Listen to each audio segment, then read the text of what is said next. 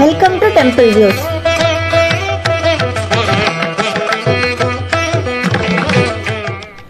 நூத்தி 8 திவ்ய தேசங்கள்ல முதலாவது திவ்ய தேசமான ஸ்ரீரங்கம் திருக்கோயிலை பற்றி சில விஷயங்களை இன்னைக்கு தெரிஞ்சுக்கலாம்.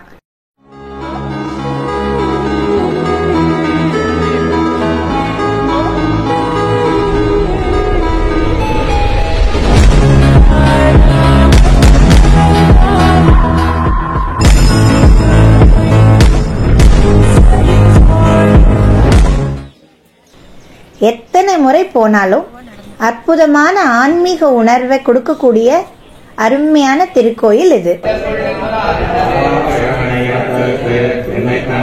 இந்தியாவிலேயே மிகப்பெரிய இந்து கோவிலான இங்கு 1000 கால் மண்டபம்னு ஒரு இடம் இருக்கு. வெள்ளை கோபுர வாசல் வழியாக போகும்போது முதல்ல வரும். கலைநயம் மிக்க 1000 தூண்களை கொண்ட மண்டபம் அங்க அமைஞ்சிருக்கு.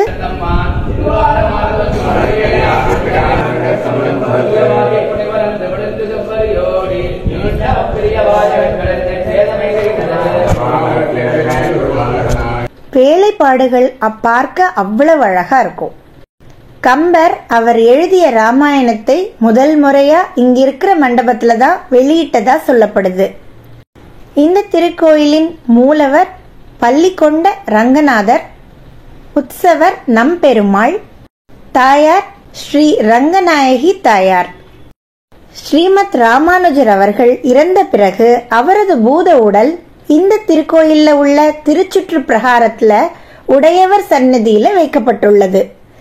இந்த ராமானுஜர் மூலவருக்கு திருமஞ்சனம் கிடையாது. குங்குமப்பூவும் பச்சை கற்பூரமும் சேர்த்து தெய்வ திருமேனியில வருடத்துக்கு 2 முறை ஐப்பசி மாதமும் சித்திரை மாதமும் சாற்று முறை செய்யப்படுகிறது. கோவில்ல பெரிய திருவடின்னு அழைக்கப்படும் கருடாழ்வார் சன்னதி ரொம்ப விசேஷம். மேலும் சிறப்பு வாய்ந்த அமிர்த கலச கருடன் சன்னதிக்கு சென்று கண்டிப்பா வழிபடுங்க. அதனால வாழ்வில் அற்புத மாற்றங்கள் வரும்னு சொல்றாங்க. மிகவும் சக்தி வாய்ந்த சக்கரத்தாழ்வாரை வழிபடுறதால துன்பங்கள் தொலையுங்கிறது நம்பிக்கை. நாங்க போயிருந்தன்று சக்கரத்தாழ்வார் சன்னதிக்கு பக்கத்திலே இருக்க நந்தவனத்துல மயில்களையும் பார்த்தோம்.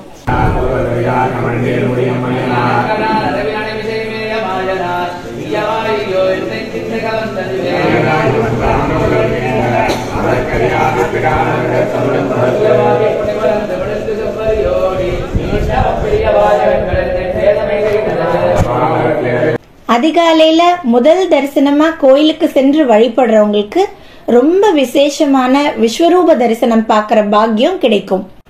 இந்த மிகப்பெரிய திருக்கோயில்ல நிறைய சன்னதிகள் இருக்கிறதால சீக்கிரமே போயிட்டா நீங்க பொறுமையா எல்லா சுவாமிகளையும் பார்க்கலாம். சித்திரை திருவிழா நடந்துட்டு இருக்கிறதால கூட்டம் ரொம்ப அதிகமா இருக்கும். நாங்க கோவிலுக்கு சீக்கிரமே போயிட்டதால அங்கிருந்து திருவெள்ளரை புண்டரிகாச பெருமாள் திருக்கோயிலுக்கும் சென்று வழிபட்டோம். அந்த திருக்கோயிலை பற்றிய முழுமையான விவர வீடியோவும் நம்ம சேனல்லே இருக்கு, கண்டிப்பா பாருங்க. வாழ்வில் ஒரு முறையேனும் சென்று வழிபட வேண்டிய அற்புத திருக்கோயில்களை பற்றி தெரிஞ்சுக்க நம்ம சேனலை சப்ஸ்கிரைப் பண்ணுங்க.